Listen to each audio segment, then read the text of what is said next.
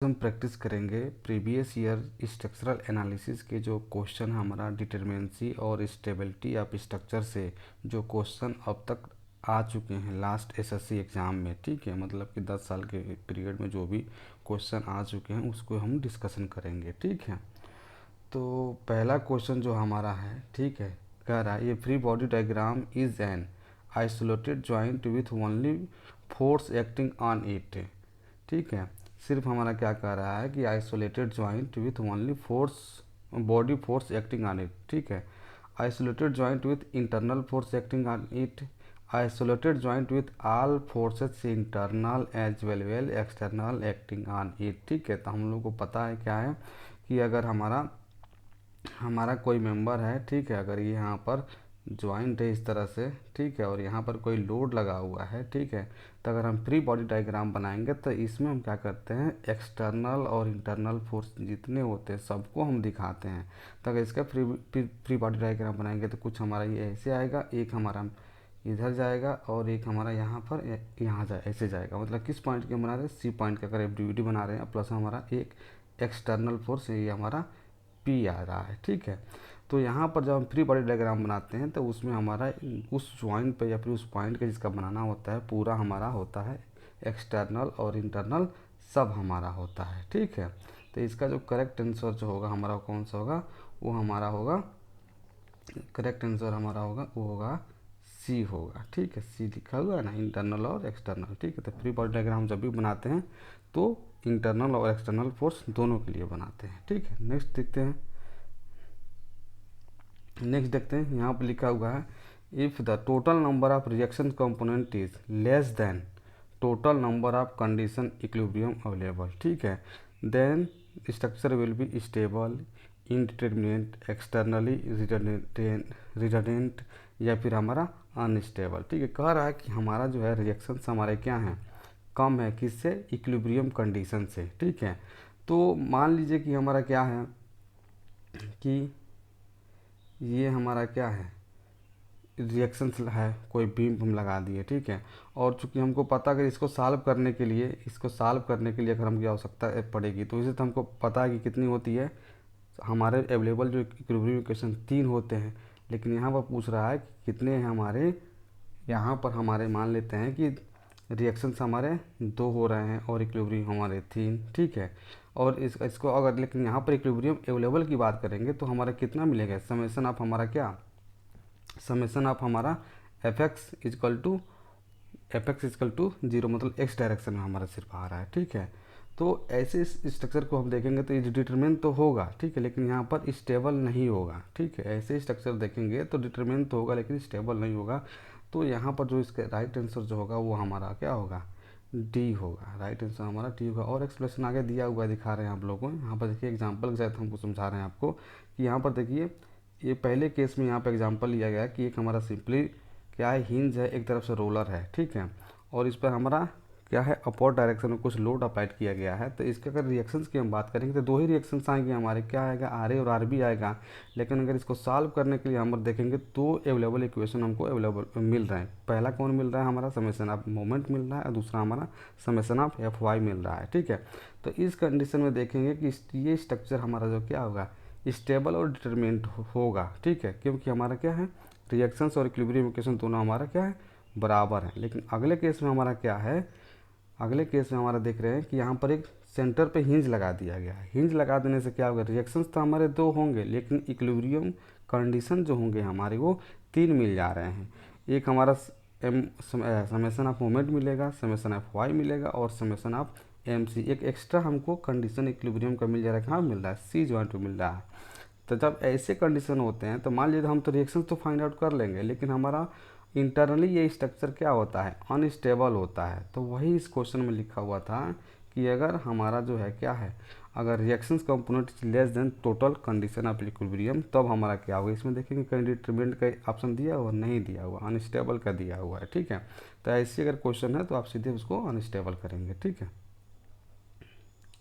Next देखते हैं क्या लिखा है, number of internal forces in each member of rigid joint plane frame is given by. ठीक है, कह रहा है कि अगर हमारा कोई ये फ्रेम है, ठीक है, कोई फ्रेम है तो हमसे पूछ रहा है कि ये इंटरनली इस रिजिड है, तो वो इस अगर इंटरनली फोर्स की हम बात करेंगे तो कितने वहाँ उस ज्वाइंट पे हमको क्या फोर्स मिलेंगे। ठीक है, इंटरनली फोर्स तो हमको पता है कि रिजिड में अगर हम काटेंगे, अगर हम सेक्शन काट देते हैं तो हमको 3 फोर्स मिलते हैं। कौन कौन से मिलता है भैया? एक हमारा एफ एक्स मिलेगा, एक हमारा एफ वाई मिलेगा और एक हमारा मोमेंट मिलेगा। ठीक है, तो कोई भी रिजिड अगर स्ट्रक्चर होता है उसको काटने के बाद से 3 फोर्सेस हमको मिलते हैं। तो इसका जो राइट आंसर होगा वो हमारा क्या होगा? सी होगा। ठीक है, सी होगा। नेक्स्ट देखते हैं, for a pin joint plane structure to be statically determinant the necessary condition is where M is equal to member of forces, R is equal to reactions और J is equal to number of joint. तो कह रहा है कि यहाँ पर देखेंगे statically क्या पहले ही बोल दिया है कि डिटर्मिनेंट बोला है, डिटर्मिनेंट। ठीक है, और चूंकि पिन जॉइंट फ्रेम बोला, प्लेन बोला हुआ है, पिन जॉइंट का मतलब क्या होता है? ट्रस होता है। ट्रस को ही हम लोग पिन जॉइंट देते हैं। तो ट्रस के लिए पूछ रहा है, तो हमको पता है, हम जब स्टैटिक डिटर्मिनेंसी पढ़ते हैं तो हम लोग पता है क्या, number of unknown forces minus number of minus available equilibrium equation हमारा। ठीक है, तो हमको पता है m प्लस आर होता है, ये हमको क्या फोर्सेस हमको इसमें चाहिए, और माइनस हमारे इक्विलिब्रियम कंडीशन कितना होता है, एक जॉइंट पर 2 फोर्स लगते हैं, एक हमारा एक्स डायरेक्शन में, एक हमारा वाई डायरेक्शन में। चूँकि ट्रस है तो वहाँ पर मोमेंट नहीं होगा, क्योंकि हमारा क्या पिन जॉइंट हो तो वहाँ पर 0 होता है। ठीक है, तो ये चूँकि डी एस बराबर यही होता है हमारा, डी एस बराबर M plus R minus 2J। ठीक है, तो यहाँ पर क्या बोल दिया, डिटरमिनेंट बोल दिया, मतलब डी एस का वैल्यू 0 हो जाएगा। तो ये क्या हो जाएगा, 2J को इधर लेके जाएंगे तो ये 2J is equal to M plus R हो जाएगा। तो इस तरह से देखेंगे तो ये हमारा ऑप्शन ए हमारा मैच कर रहा है। ठीक है, तो option A is right answer होगा। ठीक है, नेक्स्ट देखते हैं, यहाँ पर देखेंगे, यहाँ पर टेबल भी दिया हुआ है कि अगर 2D होगा तो क्या हो जाएगा, देख रहे हैं, M plus R minus 2J हो जाता है 2J के लिए। अगर 3D होता है तो यहाँ पर हम एक जॉइंट पर हमारा तीसरा मेंबर हो जाएगा। ठीक है, तीसरा इक्विलिब्रियम कंडीशन मिल जाएगा, मतलब जेड डायरेक्शन वाला भी, तो वहाँ पर हम लिखेंगे -3J हो जाएगा। वही अगर प्लेन फ्रेम की देखेंगे तो हमारा ये देखेंगे लिखा हुआ है 3m plus R minus 3J, और 3D फ्रेम के लिए होगा तो 6m plus R minus 6J हो जाएगा। ठीक है, क्योंकि हमको पता है कि एक मेंबर में हमारे कितने फोर्सेस लगते हैं, 3 आते हैं। ठीक है, वही चीज़ यहाँ पर लिखा हुआ है। नेक्स्ट देखते हैं, नेक्स्ट हमारा लिखा हुआ है the beam so below is indeterminate of the degree. ठीक है, कह रहा है कि हमारा जो बीम है ये हमारा, इसका इंडिटर्मिनेंसी निकाल के बता दीजिए कि कितना होता है। ठीक है, तो जनरली हम लोग क्या करते हैं कि अगर वैसे भी देखेंगे आप कैसे डीएस निकालना होगा। ठीक है, तो हम कट मेथड लगा देंगे। ठीक है, कट मेथड लगा देंगे डीएस निकालने के लिए। हम लोग कट मेथड जो होता है क्या होता है, 3C माइनस आर डैश होता है। आर डैश मतलब होता है कि हम इस स्ट्रक्चर को स्टेबल बनाने के, मतलब फिक्स बनाने के कितनी हम एक्स्ट्रा रिएक्शन वहाँ पर ऐड कर रहे हैं। तो यहाँ पर काटेंगे तो क्या होगा, एक यहाँ से सेक्शन काटेंगे और एक यहाँ पर सेक्शन काटेंगे, तो कितने टोटल सेक्शन हो गए हमारे, 2 हो गए। तो मतलब 3 इंटू सी मतलब नंबर ऑफ कट, तो मतलब ये 6 हो गया, और माइनस आर मतलब नंबर ऑफ कितना इसमें ऐड कर रहे हैं क्या, रिजिड बनाने के लिए। तो ये फिक्स वाला तो ऑलरेडी फिक्स है, ये है, इनको ये रोलर है, तो यहाँ पर 2 रिएक्शंस और ऐड करना होगा, तो यहाँ पर 2 अननोन हो जाएंगे, और यहाँ पर भी क्या है, रोलर है, ये भी हमारा 2 हो जाएगा। तो यहाँ पर 6 माइनस 4 इज इक्वल टू क्या आ जाएगा, 2 आ जाएगा। ठीक है, तो इस तरह से हम कैलकुलेट कर सकते हैं कि कितने हमारे क्या हैं, डिटर्मिनेंसी हमारी आ रही है। तो इसका जो राइट आंसर होगा क्या होगा, वो हमारा डी होगा। ठीक है, नेक्स्ट देखते हैं, ये propped cantilever is indeterminant externally आप second degree, fourth degree, first degree या फिर थर्ड डिग्री। तो हमको पता है कि प्रॉप्ड कैंटिलीवर जो बीम होता है, प्रॉप्ड कैंटिलीवर जो बीम होता है वो हमारा कुछ इस तरह से होता है। ठीक है, तो इसकी जो इंडिटर्मिनेंसी होती है वो कितनी होती है, 1 डिग्री होती है, फर्स्ट डिग्री होती है। ठीक है, नेक्स्ट देखते हैं, कह रहा है कि a beam is supported over the 3 rolling laying in same plane, the beam is stable. Stable condition के लिए पूछ रहा है हमारा। ठीक है, कि स्टेबल कब होगा। ठीक है, तो मान लीजिए कि ये हमारा क्या है, 3 रोलर लगा दिया गया है, 3 रोलर लगा दिया गया है, और इस पे हमारा क्या है, बीम है। और ठीक है, लोडिंग, अब इसमें कहा क्या रहा है statement, loading with no component perpendicular to the direction of beam, ठीक है, loading with no component perpendicular to direction of beam, ठीक है। अगर मान लीजिए कि हम इस डायरेक्शन में अगर हमारा ये है, अगर हम एक्स डायरेक्शन में अगर हम लोड इस पे लगा देंगे, बीम के डायरेक्शन में अगर लोड लगाएंगे तो क्या होगा, ये स्टेबल होगा, नहीं होगा, क्योंकि रोलर है, ये आगे ही हमारा क्या होगा, बीम मूव कर जाएगा, ठीक है। तो ये भी कंडीशन हमारा नहीं हो पाएगा। अगला देखेंगे, only only when no load except self weight act, ठीक है। ये भी हमारा, अगर हम बीम डिजाइन करें सिर्फ सेल्फ लोड के लिए थोड़ी करेंगे, ठीक है। आगे लिखा हुआ है कि loading with no component in the direction of beam, ठीक है।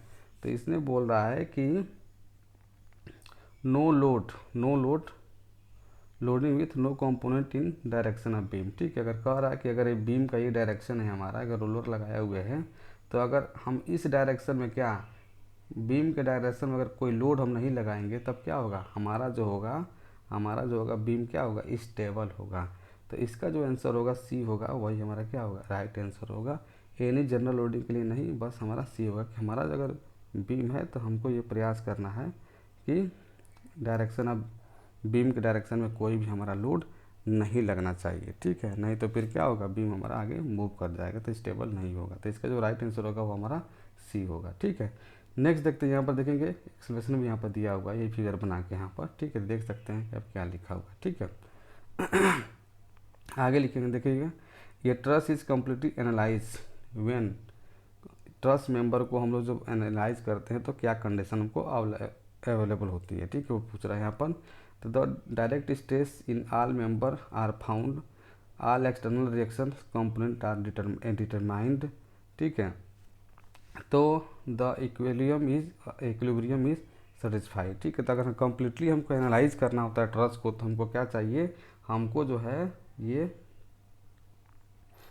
है इक्विलिब्रियम कंडीशन जो होता है हर जॉइंट पे हमको सेटिस्फाई करना चाहिए। अगर वो सेटिस्फाई कर देता है तो हम कम्प्लीटली स्ट्रेस ट्रस को हम क्या कर सकते हैं, एनालाइज कर देंगे। तो इसका सी ऑप्शन जो होगा क्या होगा, करेक्ट होगा, ठीक है। आगे देखेंगे, इफ ए ट्रस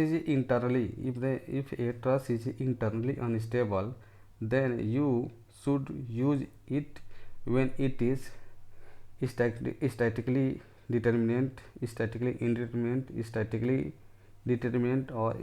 इनडिटर्मिनेंट, ठीक है। अगर मान लीजिए ट्रस हमारा क्या है, कह रहा है कि इंटरनली क्या है, अनस्टेबल है। जब वो इंटरनली अनस्टेबल है तो डिटर्मिनेंट और डिटर्मिनेंट की बात ही छोड़ दीजिए, हम क्या उसकी यूज करेंगे, ठीक है। तो ऐसे स्ट्रक्चर को हम क्या, वी मस्ट नेवर यूज, हम उसको कभी यूज नहीं करेंगे उस तरह का, ठीक है। क्योंकि हमको हमारा क्या है, हमको डिटरमिनेंट के साथ साथ क्या, हमारा इंटरनली स्ट्रक्चर भी क्या हो, स्टेबल भी होना चाहिए हमारा, ठीक है। लिखेंगे, how many constant are there in a fixed support a plane system, ठीक है। तो हमको पता है कोई फिक्स सपोर्ट प्लेनर है हमारा, ठीक है। फिक्स सपोर्ट पर कितना लगता है, हमको 3 रिएक्शंस लगते हैं, तो ये हमारा ऑप्शन बी राइट होगा, ठीक है। आगे लिखा हुआ है, if 4 reaction are acting on a beam then system is, ठीक है। अगर मान लीजिए कि कोई बीम है हमारा है, ठीक है, उसमें कह रहा है कि 4 हमारे क्या हैं, रिएक्शंस हैं, ठीक है, रिएक्शंस उसमें एक्ट कर रहे हैं, तब बीम हमारा क्या होगा, डिटर्मिनेंट होगा, इनडिटर्मिनेंट होगा, स्टेबल होगा कि अनस्टेबल होगा, ठीक है। तो ये सब कुछ हो सकता है, ठीक है। ये हमारा बीम जो है स्टेबल भी हो सकता है, अनस्टेबल भी हो सकता है, लेकिन हम कह नहीं सकते कि होगा क्या, ठीक है। तो जो वैल्यू दिया हुआ क्वेश्चन में उसके अकॉर्डिंग हम कह नहीं सकते हैं कि क्या होगा, तो इसको हम लिख देंगे कैनॉट से, ठीक है। आगे एग्जांपल भी करके यहाँ पर दिखा रहे हैं आप लोगों को हम, ठीक है। ये देखेंगे, यहाँ पर देखेंगे 4 हमारे क्या रिएक्शंस हैं, ठीक है। लेकिन ये अगर 4 रिएक्शंस हम सिर्फ 4 रोलर लगाएंगे तभी तो होगा 4 रिएक्शंस हमारे, तो ये हमारा क्या आएगा, अनस्टेबल हो जाएगा। अगले वाले में देखेंगे, यहाँ पर हिंज लगा दिया गया, 2 जगह रोलर लगा दिया गया, तो क्या है, इनडिटर्मिनेंट हो जाएगा। और 4 हमारा, ये भी हमारा स्ट्रक्चर क्या है, स्टेबल तो है लेकिन हमारा क्या है, इनडिटर्मिनेंट है। आगे वाले में देखेंगे कि हमारा क्या है, प्रॉपर कैंटिलीवर है, ठीक है। ये हमारा क्या है, इनडिटर्मिनेंट स्ट्रक्चर है, ठीक है। तो जो ऑप्शन के अकॉर्डिंग देखेंगे तो हमारा ऑप्शन जो है कैनॉट से होगा, ठीक है, हम कह नहीं सकते हैं। आगे लिखा हुआ है, if A structure has total 10 joint, then what should be minimum number of joint in which equilibrium equation be correctly satisfied for। ठीक है, तो जितने हमारे जो है ज्वाइंट रहेंगे, ठीक है, जनरली ट्रस की बात करें तो वहाँ पर जितने नंबर ऑफ ज्वाइंट रहेंगे उसको एनालिसिस करना होगा, ठीक है, तो उतने हमको क्या इक्विलिब्रियम इक्वेशन की आवश्यकता पड़ेगी, ठीक है, जितने हमारे ज्वाइंट है तो उतनी इक्विलिब्रियम की आवश्यकता पड़ेगी। तो यहाँ पर जो होगा इसका राइट जो आंसर होगा वो 10 होगा। ठीक है, यहाँ देखिए लिखा हुआ है to call structure statically determinate each and every joint structure should satisfy the equilibrium condition. ठीक है, कंडीशन हमको सेटिस्फाई होना चाहिए। नीचे लिखा हुआ है all 10 joint should concurrently satisfy equilibrium equation. ठीक है, तो हमारा जो है सेटिस्फाई जितने नंबर ऑफ हमारे ज्वाइंट रहेंगे उतनी हमारे इक्विलिब्रियम की आवश्यकता पड़ेगी ताकि हम उसको पूरी एनालिसिस कर पाएँ। ठीक है, यहाँ पर लिखा हुआ है अगला क्वेश्चन हमारा जो है क्या भैया, by apply the static equation summation of H equal to 0 summation है वी इजकल टू 0 समेसन है Y equal to 0 to a determinate structure वी में डिटरमाइन। हम क्या डिटरमाइन कर सकते हैं, सिर्फ सपोर्ट रिएक्शन, सिर्फ shear force only, bending moment जी नहीं। अगर हमारे ये तीनों इक्वेशन हमारे अवेलेबल हैं तो हम तीनों को हम कैलकुलेट कर सकते हैं, शियर फोर्स, रिएक्शन और बेंडिंग मोमेंट सब तीनों फाइंड आउट कर सकते हैं। तो इसका जो राइट आंसर होगा वो डी होगा। ठीक है, नेक्स्ट देखते हैं, if we use a link support in a structural system then how many unknowns would we have, 0, 1, 2 या फिर नन ऑफ दिस। ठीक है, तो अगर मान लीजिए कि हमारा क्या है, अगर ये कोई स्ट्रक्चर बनाए हुए हैं और इधर भी कुछ हमारा है और इसको ज्वाइंट किया गया किससे, लिंक मतलब केबल से किया गया है। ठीक है, वो वायर से किया गया है। तो वायर में हम लोग जल्दी जानते हैं कि या फिर टेंशन सिर्फ होगा, कंप्रेशन तो होगा नहीं। तो अगर एक ही इसमें अननोन्स होंगे वो कौन सा होगा, सिर्फ हमारा एक ही होगा, तो वो हमारा 1 इसका राइट आंसर होगा। लिंक वाले में सिर्फ हम एक ही अननोन होता है। ठीक है, यहाँ पर देखिए लिखा भी है। ठीक है, आगे लिखा हुआ है given that J is equal to number of joint, B and R the number of member and number of reaction. ठीक है, तो हमारा कह रहा है कि ये कोई ट्रस है। ठीक है, आप हमको बताइए B is equal to 5, R is equal to 3 और जे इजकल टू 4 है। तो इस ट्रस हमारा क्या है, स्टैटिकली डिटरमिनेंट है या फिर इंडिटरमिनेंट है या फिर स्टेबल और अनस्टेबल है। तो हमको पता है डी एस बराबर क्या होता है, M plus R minus 2z होता है। तो m का वैल्यू कितना दिया है, 5 दिया है, r का वैल्यू कितना दिया है, 3 दिया है और माइनस z का वैल्यू 4 दिया है, तो 8 हो जाएगा। तो क्या मतलब हो जाएगा, ये 0 हो जाएगा। तो ये हमारा क्या हो जाएगा, स्टैटिकली डिटर्मिनेंट हो जाएगा। ठीक है, स्टैटिकली डिटर्मिनेंट मतलब ये इज द राइट आंसर। ठीक है, यहाँ पर देखिए कंडीशन भी दिया हुआ है, अगर डी एस इक्वल टू 0 तो हमारा ट्रस्ट जो मेंबर होता है डिटरमिनेंट होता है, और डी एस हमारा क्या होता है, ग्रेटर देन 0 होता है तो हमारा इनडिटरमिनेंट होता है, और डी एस का वैल्यू क्या होता है, 0 से डी एस लेस देन 0 होता है, तब क्या हो जाएगा, हमारा अनस्टेबल हो जाएगा। कंडीशन हमको पता होना चाहिए। ठीक है, नेक्स्ट देखेंगे, ये pick up the following indeterminate structure from those शोर इन फिगर गिवन बिलो। इसमें से हमको पूछ रहा है कि कौन सा हमारा भैया कौन सा इनडिटरमिनेट स्ट्रक्चर है, पहला, दूसरा, तीसरा, 4 दिया हुआ। तो सबको हम डी एस निकालेंगे पहले। तो डी एस बराबर क्या होता है हमारा, कट मेथड से करेंगे 3c माइनस आर डैश। ठीक है, 3c माइनस आर डैश। तो पहले वाले में देखेंगे कितना, एक कट लगाएंगे। ठीक है, तो मतलब कितना हो जाएगा, 3 और माइनस, इसको रिजिड बनाना है। तो यहाँ पर देखेंगे ये हिंज है तो यहाँ पर 1 की आवश्यकता पड़ेगी, यहाँ पर ये सपोर्ट पर रोलर है तो यहाँ पर 2 होगी। तो इस तरह से हम कैलकुलेट करेंगे तो 3 आ जाएगा, मतलब ये 0। तो पहला वाला हमारा क्या हो जाएगा, डिटरमिनेंट। ये हमारा कट इनडिटरमिनेंट पूछ रहा था, ये नहीं होगा। दूसरे वाले के देखते हैं, सेम वही चीज़ है, यहाँ पर भी एक कट लगाएंगे। ठीक है, यहाँ पर भी हिंज है और यहाँ पर भी क्या है, रोलर है, सेम वही चीज़ दिया हुआ है। ठीक है, तो ये भी हमारा डी एस का वैल्यू क्या हो जाएगा, 0 होगा। तो इसको हम नहीं करेंगे। यहाँ पर देख रहे हैं हिंज है दोनों तरफ, तो यहाँ पर देखेंगे एक कट लगाएंगे तो 3 माइनस, और यहाँ पर नंबर ऑफ रिजिड बनाने के लिए कितनी आवश्यकता पड़ेगी, तो डी वाले पे 1 पड़ेगी और ए वाले पे 1 पड़ेगी। रिजिड बनाने के लिए 2 हो जाएगा, मतलब 1। ठीक है, तो इस तरह से देख रहे हैं कि हमारा जो है इनडिटरमिनेट जो हो रहा है हमारा वो कौन सा हो रहा, सी वाला पोर्शन हो रहा है। तो यही हमारा राइट आंसर हो जाएगा सी का। लेकिन चौथे वाले को भी चेक कर लेते हैं। यहाँ पर देखेंगे बी पॉइंट पर क्या दिया हुआ है, हिंज दिया हुआ है। कट में से यूज करना है तो हम इसको कट कर देंगे। कट का मतलब होता है कि हम उसको पूरे मेंबर को अलग अलग कर दें, ठीक है, ट्री लाइक हम बना दें उसको, ठीक है। तो हमको तो इसमें देखेंगे एक कट लगाते हैं तो मतलब 3 माइनस इंटू 1 3 हो जाएगा, और माइनस हमारा क्या है, हमको रिजिड बनाना आता है। यहाँ पर बी पॉइंट पर एक चाहिए हमको, हिंज है तो 2 होता है, रिजिड बनाने के लिए एक और चाहिए, 3 हो जाएगा।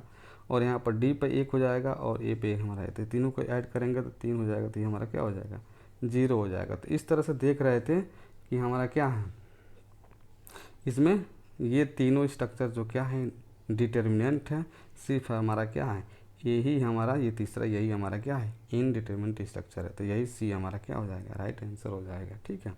तो आज के लिए बस इतना ही है, ठीक है। आप लोग प्रैक्टिस करते रहें क्वेश्चन को, कहीं ना कहीं ये क्वेश्चन आपको कहीं काफ़ी हेल्पफुल होगा, ठीक है। मिलते हैं कल क्लास में। डेली आप लोग के लिए कुछ ना कुछ मैं क्वेश्चन ला रहा हूँ, ये सीरीज चलता रहेगा लगातार, आप लोग बस मेहनत करते रहें, ठीक है। हमारे चैनल को सब्सक्राइब करें, अगर अच्छा लगे तो और दोस्तों को भी शेयर करें, ठीक है। Thank you.